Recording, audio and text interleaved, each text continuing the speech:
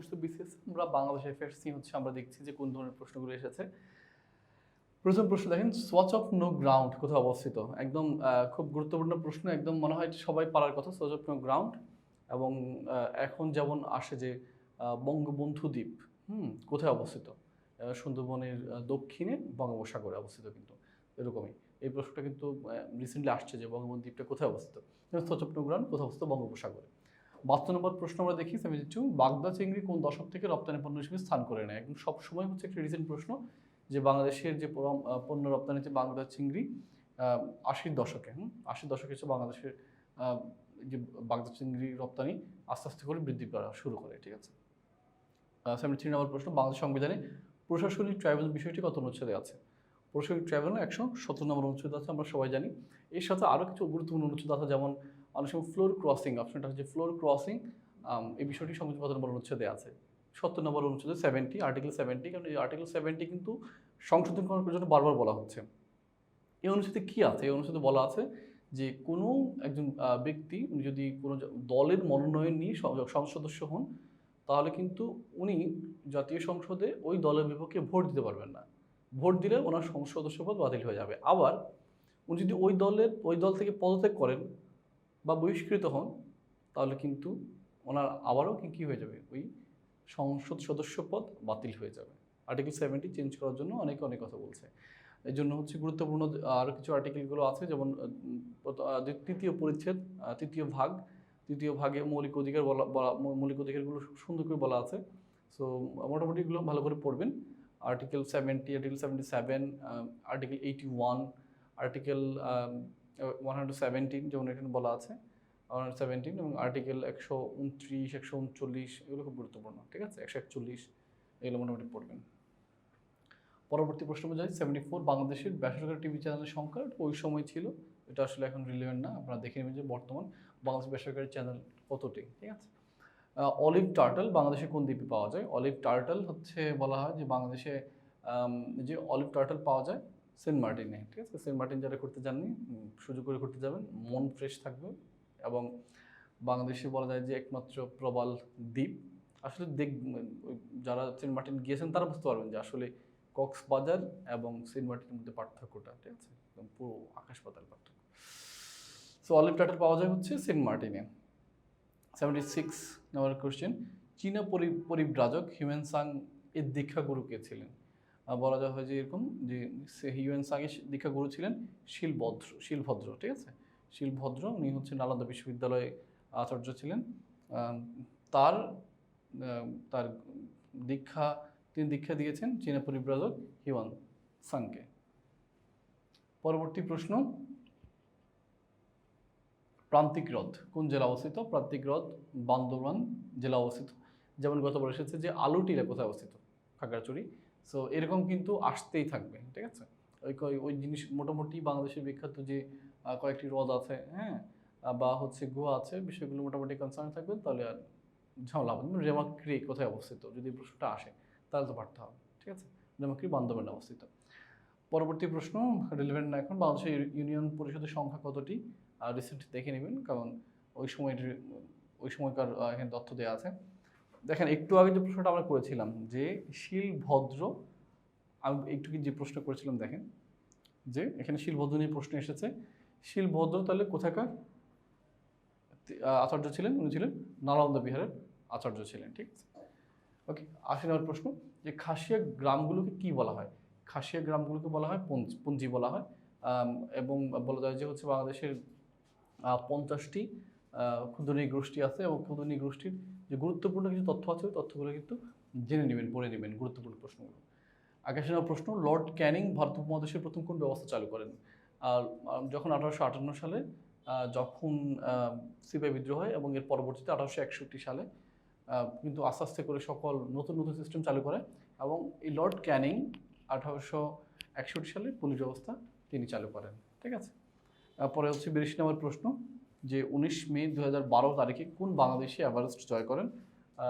19 মে 2012 সালে যে প্রথম নারী বাংলাদেশি নিশাত মজুমদার তিনি এভারেস্ট জয় করেন। 30 নম্বর প্রশ্ন, পাকিস্তান গণপরিষদের অধিবেশনে বাংলাকে রাষ্ট্রভাষা করার প্রথম দাবি উত্থাপন করেন কুমিল্লার ধীরেন্দ্রনাথ দত্ত, তিনি 1949 সালের 22 ফেব্রুয়ারি তিনি বাংলাকে রাষ্ট্রভাষা করার দাবি উত্থাপন করেন, কিন্তু ওই সময় গণপরিষদে খুব বলা যায় যে ওনার প্রস্তাব প্রত্যাখ্যান করা হয়। ঠিক আছে। 34 নম্বর প্রশ্ন, বিখ্যাত চিত্রকর্ম তিন কন্যা এর চিত্রকরকে আমরা জানি এই যে কামরুল হাসান। কামরুল হাসানের হচ্ছে বিখ্যাত আরও কিছু চিত্রকর্ম আছে, এবং এই যে জয়নুল আবেদিন, এস এম সুলতান, হ্যাঁ, তিন কন্যা। মোটামুটি বলা যায় বাংলাদেশের যে চিত্রশিল্পী যারা আছেন ওরা কিন্তু খুব বেশি না, হ্যাঁ, এবং গুরুত্বপূর্ণ যারা আছেন সব কিন্তু আপনাদের মুখস্থ করতে হবে। ঠিক আছে, তা না হলে কিন্তু একটা প্রশ্ন কিন্তু আপনি আসবে। 85 নম্বর প্রশ্ন, যশোর জেলায় অবস্থিত মানে বাংলাদেশের বিখ্যাত বিল কোথায়? হাকালুকি বিল কোথায় আছে? ঠিক আছে, হাইল হাওর কোথায় আছে? এবং এখানে ভবদহ বিল কোথায় অবস্থিত? পড়েছি এরভাবে যে কোথায় ভবদহ বিল আছে? যশোর জেলায়। ঠিক আছে, মোটামুটি কভার করতে হবে। 86 নম্বর প্রশ্ন, বিশ্ব জনসংখ্যায় প্রতিবেদনে যে বর্তমানে বাংলাদেশে বিশ্বে কততম জনসংখ্যায়? আমরা জানি বাংলাদেশ বর্তমানে বিশ্বে সপ্তম অবস্থানে আছে, আগে অষ্টম অবস্থানে ছিল। 87 নম্বর প্রশ্ন, তৎকালীন 2014 সালে গড় সাক্ষরতার হার ছিল 57.9, এখন অনেক বাড়ছে ভাই, হ্যাঁ, এখন ভালো করে 70-এর উপরে, এক্সাক্টটা পড়ে নেবেন। বাংলাদেশের মুক্তিযুদ্ধের সর্বাধিনায়ক কে ছিলেন? যখন মুক্তিযুদ্ধের সর্বাধিনায়ক বলা হয় তখন কিন্তু বঙ্গবন্ধু শেখ মুজিবুর রহমান। আর প্রধান সেনাপতি হচ্ছে জেনারেল এমএজি ওসমানী। কনফিউজড তখন অনেকেই হয়েছিল, অনেকে সর্বাধিনায়ক বলতে এমএজি ওসমানীকে বুঝিয়েছেন, এবং কারণ ওই সময় বঙ্গবন্ধু মুজিবুর রহমান পাকিস্তানের মিয়ান আলী কারাগারে বন্দী ছিলেন, কিন্তু আসলে প্রধান সেনাপতি ছিলেন এমএজি ওসমানী। কিন্তু মুক্তিযুদ্ধের সর্বাধিনায়ক মানে সব কিছু সর্বাধিনায়ক এটা কে করেছে? এটা করেছে হচ্ছে মুজিবনগর সরকার। ঠিক আছে, 10 এপ্রিল তারা যে শপথ গ্রহণ করে, 10 এপ্রিল তারা গঠন হয়, 17 এপ্রিল শপথ গ্রহণ হয়, ওই দিন তারা কিন্তু বলেছে মুক্তিযুদ্ধের সর্বাধিনায়ক হচ্ছে তৎকালীন রাষ্ট্রপতি, বাংলাদেশের প্রথম রাষ্ট্রপতি বঙ্গবন্ধু শেখ মুজিবুর রহমান। 89 নম্বর প্রশ্ন, 89, বর্ণালী এবং শুভ্রা কি অন্য জাতের ভুট্টা? এরকম আপনি অনেক পাবেন। ঠিক আছে, যে কোনগুলো উন্নত জাতের পাটের নাম কি, উন্নত জাতের টমেটোর নাম কি, উন্নত জাতের আম, গম, চাল, মোটামুটি গুরুত্বপূর্ণ যেগুলো আছে এগুলো পড়ে নেবেন। এগুলো যে কোনো বইতে আপনি একটা পৃষ্ঠে পাবেন। ঠিক আছে। 99 নম্বর প্রশ্ন, গভীর সমুদ্র বন্দর নির্মাণের জন্য প্রস্তাবিত সোনাদিয়া দ্বীপের আয়তন কত? 90 কিলোমিটার। যদিও সোনাদিয়া দ্বীপে এই যে গভীর সমুদ্র বন্দর নির্মাণের কথা ছিল, কিন্তু পরবর্তীতে বাংলাদেশ সরকার এই প্ল্যানটি কিন্তু বাতিল করে দেয়। এখন কিন্তু সোনাদিয়া দ্বীপের যে গভীর সমুদ্র বন্দর যে প্রস্তাব ছিল এটি এখন স্থগিত করা হয়েছে। 91 নম্বর প্রশ্ন, making of a nation Bangladesh গ্রন্থের রচয়িতাকে? আমরা জানি বিখ্যাত ওই making of a nation Bangladesh গ্রন্থের রচয়িতা হচ্ছে নুরুল ইসলাম। ঠিক আছে, এছাড়াও হচ্ছে বাংলাদেশ রাষ্ট্রের যে অ্যান্থনি মাস্কাউনাসের কিছু বই আছে, হ্যাঁ, গ্যারেজে ব্যাস বিখ্যাত বই লিখেছেন যে ব্লাড ডায়াগ্রাম। তারপরে হচ্ছে অ্যান্থনি মাস্কাউনাস বাংলাদেশ ও রক্তের ঋণ, হ্যাঁ, দ্য লেগেসি অফ ব্লাড।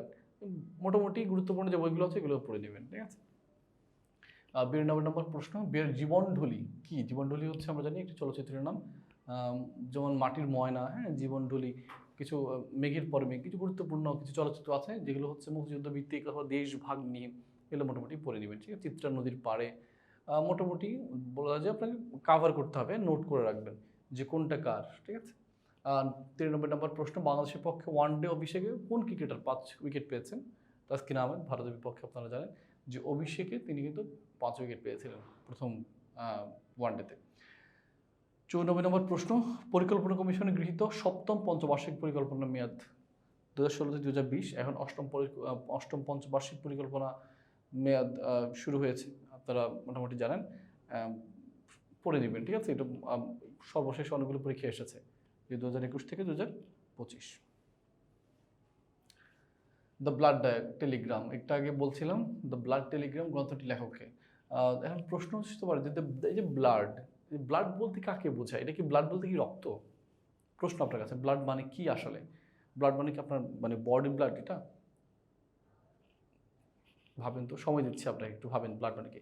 এই ব্লাড হচ্ছে মুক্তিযুদ্ধকালে, বাংলাদেশের মুক্তিযুদ্ধকালীন সময়ে এই বাংলাদেশে যুক্তরাষ্ট্রের কনসাল জেনারেল, নাম দ্য আর্চার ব্লাড, ওই ব্লাড তিনি মুক্তিযুদ্ধকালীন সময়ে তৎকালীন যে মার্কিন যুক্তরাষ্ট্রের প্রেসিডেন্ট ছিলেন স্যার নিক্সন এবং হেনরি কিসিঞ্জার, ওনাদেরকে যে টেলিগ্রামগুলো করেছিলেন বাংলাদেশের স্বাধীনতার পক্ষে, অথবা তখন কি ঘটছিল, তখন যে গণহত্যা হচ্ছিল, এই বিষয়গুলো নিয়ে তখন এই টেলিগ্রাম যে করেছিলেন এই টেলিগ্রামগুলো নিয়ে গ্যারি যে বেস এর বই লিখেছেন যে দ্য ব্লাড ডায়াগ্রাম, ঠিক আছে।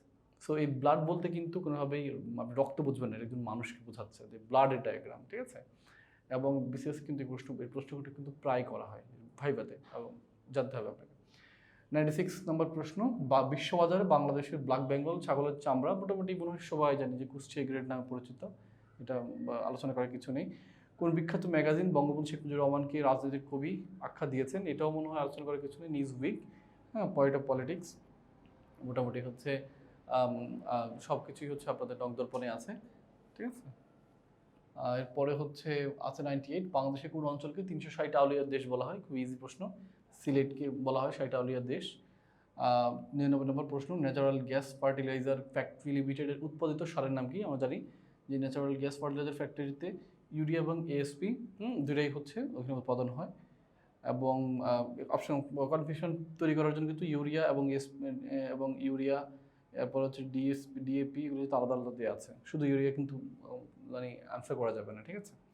100 নম্বর প্রশ্ন, ম্যানগ্রোভ মানে কি? ম্যানগ্রোভ মানে আমরা জানি যে একদম সাগরের মানে সমুদ্র উপকূলীয় যে বন, সেটাই কেওয়া বা শাল বা চিরহরিৎ বন না, ঠিক আছে। এটা হচ্ছে ম্যানগ্রোভ বলতে বেসিক্যালি উপকূলীয় বন।